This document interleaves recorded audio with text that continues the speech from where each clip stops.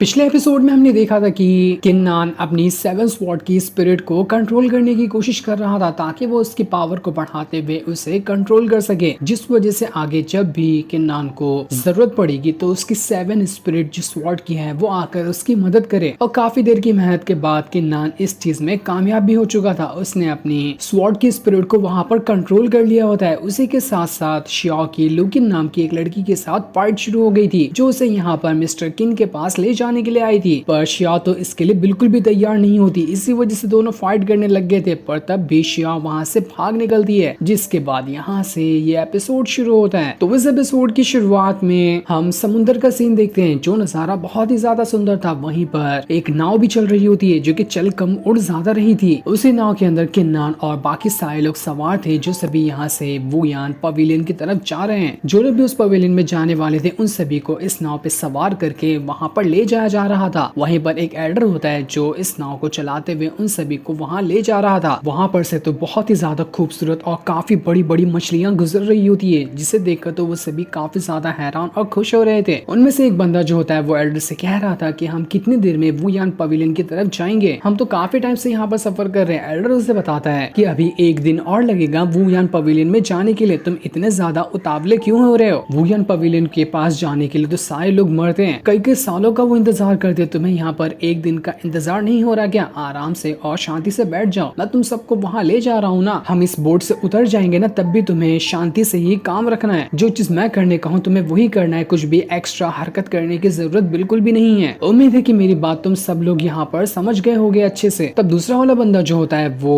Elder से कह रहा था, एल्डर चलो ठीक है, हम आपकी बात मानते हैं, लेकिन रास्ते में चलते हुए आप हमें ये तो बताओ कि असल में वुयान पवेलियन है क्या चीज, हमें उसके बारे में जानना है। एंजल जो होती है वहां पर सभी से कह रही थी ये तो एक छोटा सा पवेलियन है, वहां जाने के लिए तुम लोग इतने ज्यादा एक्साइटेड क्यों हो? क्या वहां पर कोई बहुत ही बड़ा खजाना वगैरह रखा हुआ है क्या? जिस पर वो एल्डर कह रहा था कि एल्डर म्याओ म्याओ को वुयान पवेलियन के बारे में कुछ भी नहीं पता। वो एंजल को एल्डर कह रहा होता है क्योंकि पिछले एपिसोड में ही एंजल ने एल्डर बनने का सेट का एग्रीमेंट साइन कर दिया था, इसी वजह से वो एल्डर बन चुकी है। एल्डर वहां पर सभी लोगों को बता रहे होते हैं कि हमारी जो ये सिटी है ना वो दो हिस्सों में डिवाइड है, एक लो रेल्म के लिए और एक हाई रेल्म के लिए। जहाँ पर लो रेल्म है वहाँ पर हम लोग रहते हैं और हमारे जैसे ही कल्टिवेटर रहते हैं, लेकिन जहाँ पर हाई रेल्म है वहाँ पर बहुत ही ज्यादा स्ट्रॉन्ग लोग रहते हैं जिनकी पावर का तुम अंदाजा भी नहीं लगा सकते कि वो कितने ज्यादा स्ट्रॉन्ग होते हैं। और जहाँ पर पावरफुल लोग रहते हैं वो जगह इतनी बड़ी है कि तुम उसको जिंदगी लगा दोगे तो भी एक्सप्लोर नहीं कर पाओगे, वो बहुत ही ज्यादा बड़ी जगह है। अगर कोई भी उस जगह पर जाना चाहता है जहाँ पर पावरफुल लोग रहते हैं तो उसे खुद को पावरफुल बनाना पड़ेगा। एक बार अगर कोई बंदा इतना स्ट्रॉन्ग हो जाए कि वो दूसरी साइड जहाँ पर लोग पावरफुल रहते हैं वहां जाने के लायक हो जाए तभी उसे वहां पर भेजा जाता है। और वुयान पवेलियन एक ऐसी ही जगह है जो कि सिर्फ हाई पावर के लोग इस्तेमाल करते हैं। वो हमारी तरफ वाली सिटी में कभी आ ही नहीं सकता, लेकिन हर कई साल में से कुछ देर के लिए वुयान पवेलियन अपीयर होता है ताकि जब तक वो वहां पर अपीयर हुआ है जो कमजोर लोग हैं वो उसके अंदर जाने के बाद खुद की पावर को बढ़ा सके। हो सकता है कि वो लोग वहां पर इतना ज्यादा खुद को पावरफुल बना ले कि वो लोग इस सिटी को छोड़कर उस साइड चले जाए जहाँ पर पावरफुल लोग रहते हैं। ये सुनकर सारे लोग एकदम ज्यादा हैरान रह जाते कि क्या सच में हाई रेल्म के लोगों की कल्टीवेशन करने की जगह है क्या वुयान पवेलियन? ऐसा है तो कमाल की बात है, वुयान पवेलियन बहुत ही ज्यादा पावरफुल होगा। वो लोग तो अब और ज्यादा एक्साइटेड हो चुके थे वहां पर जाने के लिए, जिसके बाद वो सभी एक पहाड़ के ऊपर आकर रुक जाते हैं। वहां पर आने के बाद एल्डर जो होता है वो अपना तिगड़म लगाते हुए कैलकुलेशन कर रहा था। कैलकुलेशन करने के बाद वो सभी को बताता है कि मेरे ख्याल से अभी थोड़ा सा और टाइम बाकी है वुयान पवेलियन को यहाँ पर अपीयर होने के लिए, तो थोड़ा सा अपना पेशेंस संभाल के रखो, कुछ देर बाद वुयान पवेलियन यहाँ पर अपीयर हो जाएगा। अगर तुम लोगों के अंदर कीड़ा है और खलबली मच रही है तो तुम लोग जाकर आसपास के इलाके को एक्सप्लोर कर सकते हो, तुम्हें इस इलाके में और भी काफी अच्छी चीजें मिल सकती हैं जो तुम्हारी कल्टीवेशन पावर बढ़ाने में मदद करे। तो यहाँ पर टाइम पास करने से अच्छा है कि जाओ तुम माउंटेन वगैरह को एक्सप्लोर करो और कल्टीवेशन से जुड़ी चीजें ढूंढकर खुद की पावर को बढ़ाने की कोशिश करो। वो उन सभी लोगों को वहाँ पर एक जेड भी देते हैं कि अगर वो लोग कभी भी किसी मुसीबत में पड़ जाए तो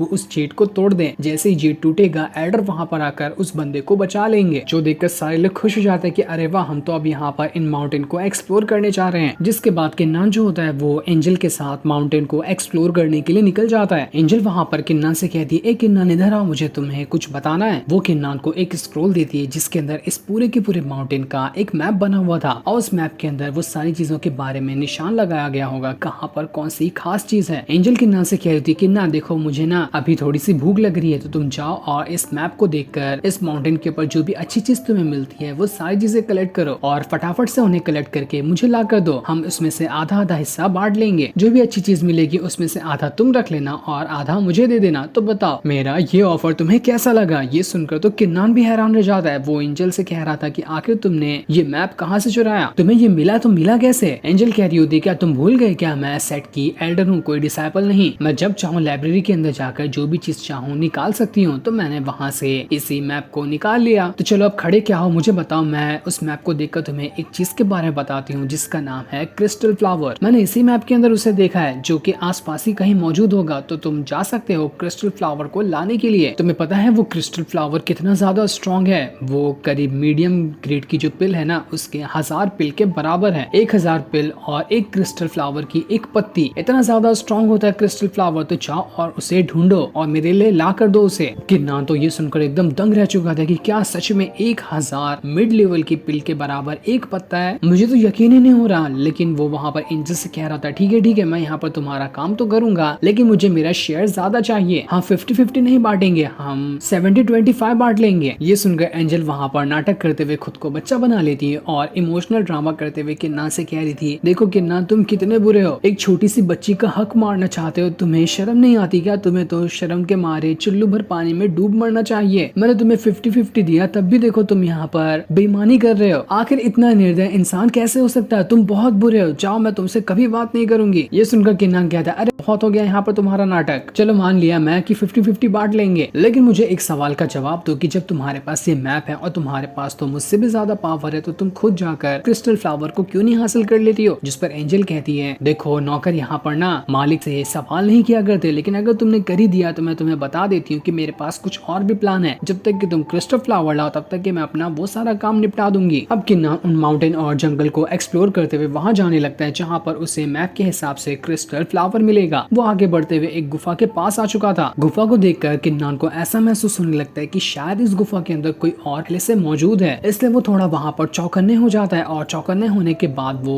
गुफा के अंदर चले जाता है। जैसे वो गुफा के अंदर आया था उससे वहां पर एक लड़की दिखाई देती है जिसके पास एक बहुत ही ज्यादा स्ट्रॉन्ग गुकिन था। वो अपनी गुकिन की पावर का इस्तेमाल करते हुए उसी गुफा के अंदर जो एक 4 हाथ वाला मॉन्स्टर होता है उसके साथ फाइट करने की कोशिश कर रही थी ताकि वो उस मॉन्स्टर को हरा सके। लेकिन वो लड़की कितनी भी अटैक उस मॉन्स्टर के ऊपर क्यों ना कर लेती, लेकिन मॉन्स्टर को तो कुछ हो ही नहीं रहा था। मॉन्स्टर अपनी पावर का इस्तेमाल करते हुए उस लड़की के ऊपर अटैक कर रहा होता है। वो मॉन्स्टर बहुत ज्यादा स्ट्रॉन्ग लग रहा था उसके सामने, तो वो लड़की काफी ज्यादा कमजोर होती है। यहाँ तक कि उस मॉन्स्टर ने उसका गुकिन भी तोड़ दिया था। इस वजह से तो वो लड़की काफी ज्यादा इंजर्ड हो जाती है। ऐसा लग रहा था कि अगर कुछ जल्दी नहीं किया गया तो वो मॉन्स्टर सच में यहाँ पर आकर इस लड़की को मार ही डालेगा। वो मॉन्स्टर उस लड़की के पास आने के बाद कह रहा था कि अरे वाह तुम तो मुझे बहुत ज्यादा टेस्टी लग रही है, तो इसलिए मैं तुम्हें एक बार में नहीं खाऊंगा, धीरे धीरे और आराम आराम से खाऊंगा ताकि तुम्हें मजे लेकर खा सकूं। तुम्हारी आवाज भी कितनी प्यारी है, इससे तो मुझे सुनकर और ज्यादा भूख लग गई। तो अब जल्दी से मेरे पेट में जाने के लिए तुम रेडी हो जाओ। वो लड़की बहुत ज्यादा डर रही थी कि कोई तो मुझे यहाँ पर आकर बचा लो वरना ये मॉन्स्टर मुझे खा जाएगा। उसे काफी ज्यादा डर लग रहा था, लेकिन मॉन्स्टर तो सुनने के लिए तैयार ही नहीं होता। वो पूरी तरह से तैयार था उस लड़की को खाने के लिए। मॉन्स्टर कह रहा होता तुम यहाँ पर कुछ भी क्यों ना कर लो, लेकिन आज तुम्हें यहाँ पर कोई भी बचाने के लिए नहीं आएगा। तुमने गलती कर दी मेरी गुफा के अंदर आकर, अब तो मैं तुम्हें यहाँ पर बिल्कुल भी नहीं छोड़ूंगा। जिसके बाद वो जैसे ही लड़की के ऊपर हमला करते हुए उसकी जान लेने वाला था, वहाँ पर किन्नान की एक स्वॉर्ड उड़ते हुए आती है जिसने सीधा का सीधा मॉन्स्टर के ऊपर ही अटैक कर दिया था। इस चीज को देखकर मॉन्स्टर के वहाँ पर गुस्से का ठिकाना नहीं रहता कि आखिर किसकी हिम्मत हो गई जो मुझे यहाँ पर आकर डिस्टर्ब कर रहा है। मेरा खाना हराम कर दिया उसने, मैं तो उस इंसान को नहीं छोड़ूंगा। वो किन्नान से कह रहा होता है देख मेरे पास एक ही खाना था, लेकिन लगता है कि आज मेरा दिन बहुत अच्छा है, एक पे एक मुझे फ्री मिल गया। तो अब मैं इस लड़की को पहले खाऊंगा, उसके बाद तुझे भी खा लूंगा, तो तू भी यहाँ पर मरने के लिए रेडी हो जा। वो लड़की वहाँ पर किन्नान से कही थी देखो हमारी कल्टीवेशन पावर ना इतनी ज्यादा स्ट्रॉन्ग नहीं कि हम यहाँ पर इस मॉन्स्टर का मुकाबला कर सके। मेरी अभी ऐसी हालत नहीं कि मैं यहाँ से चलकर अपने सेक्ट में जाऊँ और वहाँ जाकर मदद ला सकूं। तो प्लीज तुम ये काम कर दो कि मेरे सेक्ट में जाओ और वहाँ से एल्डर वगैरह को बुला लाना, वो उस मॉन्स्टर का खेल खत्म कर देंगे। लेकिन किन्नान तो कुछ भी सुनने के लिए तैयार नहीं था। वो रेडी होता है इस मॉन्स्टर का बैंड बजाने के लिए। जिसके बाद किन्नान ने वहाँ पर अपनी मार्शल स्पिरिट की पावर को एक्टिवेट करना शुरू कर दिया था। उसे एक्टिवेट करते साथ ही किन्नान यहाँ पर उस मॉन्स्टर की कल्टीवेशन पावर देखने की कोशिश करता है कि क्या मैं इसके साथ मुकाबला कर सकता भी हूँ या फिर नहीं। उसे देखने के बाद उसे पता चलता है कि शायद ऐसा हो सकता है कि मैं यहाँ पर इसके साथ मुकाबला करूँ तो जीत जाऊँ। हाल फिलहाल मेरे पास अभी मेरी 7 स्वॉर्ड है है जो यहाँ पर इस मॉन्स्टर के साथ फाइट करने में मदद करेगी। माना कि ये मॉन्स्टर बहुत ज्यादा स्ट्रॉन्ग है पर तब भी मैं इसका मुकाबला तो कर ही पाऊंगा। जिसके बाद किन्नान ने अपनी वहाँ पर 7 स्वॉर्ड को बाहर निकाल लिया था। उन्हें बाहर निकालने के बाद वो सीधा का सीधा